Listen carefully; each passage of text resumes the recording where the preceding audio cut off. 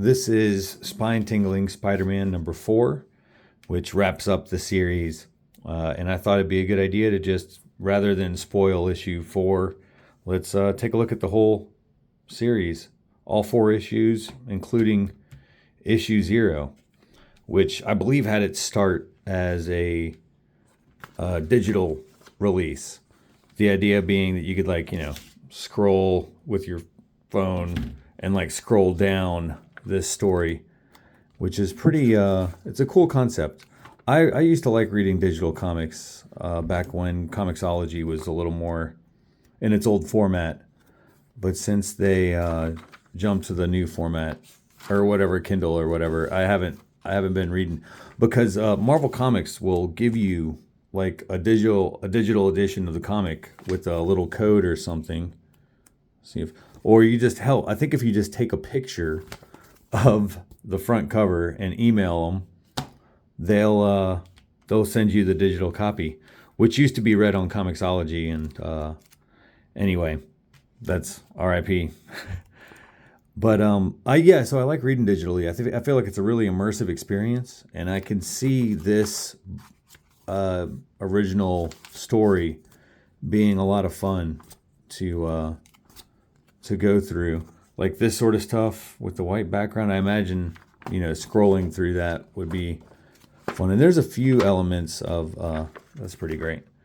There's a few elements of, yeah, this one's really good too. Like, you can almost see that effect. Which brings me to another point. Like, this is great. The art is great. The artist is Juan Ferreira. I'm a really big fan of his. Saladin Ahmed. The story's fine. I'm also reading another book that he's doing, Daredevil, I think. But I, in my opinion, they kind of missed a chance on the format of this book to look at these. These are great, right? But I think they could have taken a page from this, Vertical, which is a comic by Mike Allred, Vertigo Comics.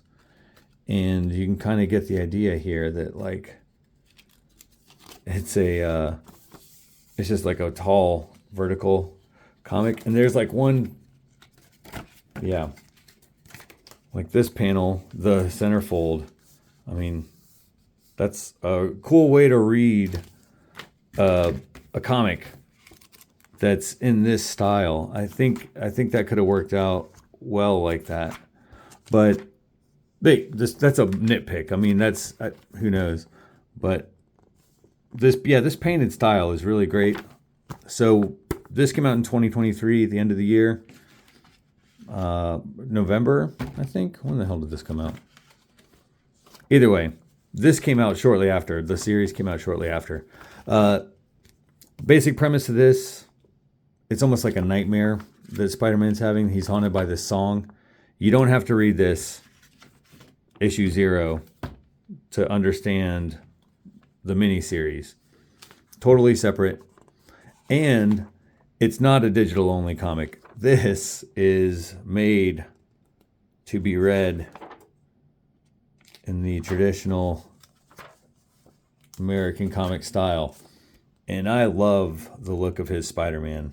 This is a great, awesome sort of intro. And that's about the last Spider-Man you get for a while, because he loses his powers all of a sudden and ends up in this nightmare world where he's on this train and he meets this gnarly conductor and he ends up running from him. And I wanted to get to this. This is like an Easter egg. If you've ever read Colder, you can maybe recognize some of these characters from that book.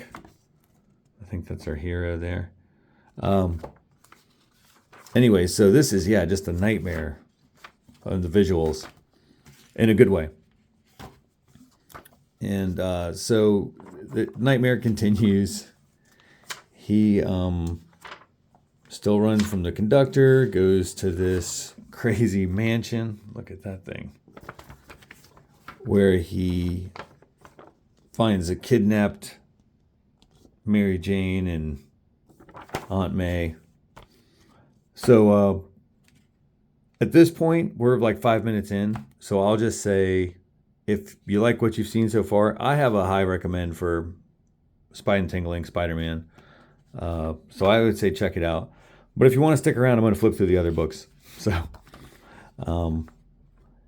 yeah, obviously, I mean, Mephisto's on the, or not Mephisto, Mysterio's on the cover.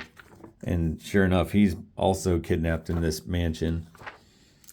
And Spider-Man finds his, oh, knocked the camera, sorry. Spider-Man finds his costume. We'll be talking about Spider-Bunk when that comes out. They're hunted by these dudes. I feel like the artwork in issue 3 gets a little looser than some of the previous issues, but there's still great stuff. I mean, he doesn't phone it in, really. Man, that's so awesome. Look at that. They're all really good, man. I'm a fan of Ferrera's artwork, and so if I see his name on anything, I'm picking it up. And I'm never disappointed. He delivers. So, yeah, big spoiler for this series. It's a Jackal reveal. The Jackal's responsible for all of this. And if you don't know the Jackal, he's the original person who, the original villain who was responsible for the spider clones. So you can hate that guy, but he does a really good Jackal. This looks great, man. That's an awesome looking punch. So I'll leave it up to you if Spider-Man wins and beats up the Jackal. Spine-Tingling Spider-Man. This video has gone a little longer than I wanted it to. Great stuff. Issue 4 just came out. I imagine the trade will be out soon. I don't know if the trade's going to have the digital comic, so you might have to look for that separately. But really good stuff.